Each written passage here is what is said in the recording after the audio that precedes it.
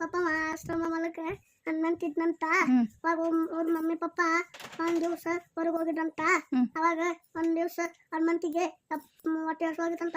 ಮನ್ಯಾಗ ವೆಜಿಟೇಬಲ್ಸ್ ಇಲ್ಲಂತ, ಫ್ರೂಟ್ಸ್ ಇಲ್ಲಂತ. ಅವಾಗ ಒಂದ್ ದಿವ್ಸ ಹೊರಗೆ ಬಂದು ಎಲ್ಲೋ ನೋಡ್ತಾನಂತ. ಎಲ್ಲೋ ನೋಡ್ತಾನ, ನಾವ್ ನೋಡಿದ್ರ ಸೂರ್ಯ ಇರ್ತಾನಂತ, ಓರೆಂಜ್ ಕತೆ ಕಾಣಿಸ್ತಾನಂತ. ಅವಾಗ ನಾಲ್ಕು ಕೈ ಹತ್ತಿ ಸೂರ್ಯನ ನುಂಗ್ಬಿಟ್ನಂತ. ಅವಾಗ ಇಡೀ ಭೂಮಿನ ಕತ್ಲಾತಂತ. ಅವಾಗ ಹನುಮಂತ ಹೇಳಕ ನೋಡಲ್ಲ ಅಷ್ಟ ಬೆಳಕಿರುತ್ತಂತ.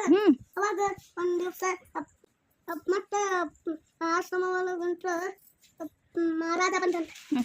ಪಂಕಲೆ ಯಾಕೆ ಹಿಂಗ್ಯಾಕ್ ಮಾಡಿ ಮಹಾರಾಜಿಗೆ ಬಾಳ್ ಸಿಟ್ಟಿರುತ್ತಂತ. ಸಿಟ್ಟಿಲೆ ಬಂದು ಹನುಮಂತಿ ಬೆಲ್ಲು ಬಾನ ಬಿಟ್ನಂದ. ಹನುಮಂತ ಬಿಟ್ಟ ಬರಂಗಿಲ್ಲ. ಇಷ್ಟು ದೊಡ್ಡ ಸಂಭವ ಆಗಿತ್ತಾನಂತ.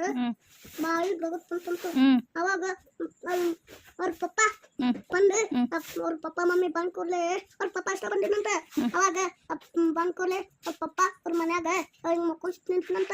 ಅವಾಗ ಹಿಂಗ ಮಾಡ್ಕೊಂತ ಮುಕ್ಕೊಂಡ್ಸಿದ್ನಂತ. ಅವಾಗ ಮಹಾರಾಜ ಹಿಂಗ್ ಹೊರಗ್ ಕೊಟ್ಟನಂತ. ಅವಾಗ ಎಚ್ಚಬಾತಂತ.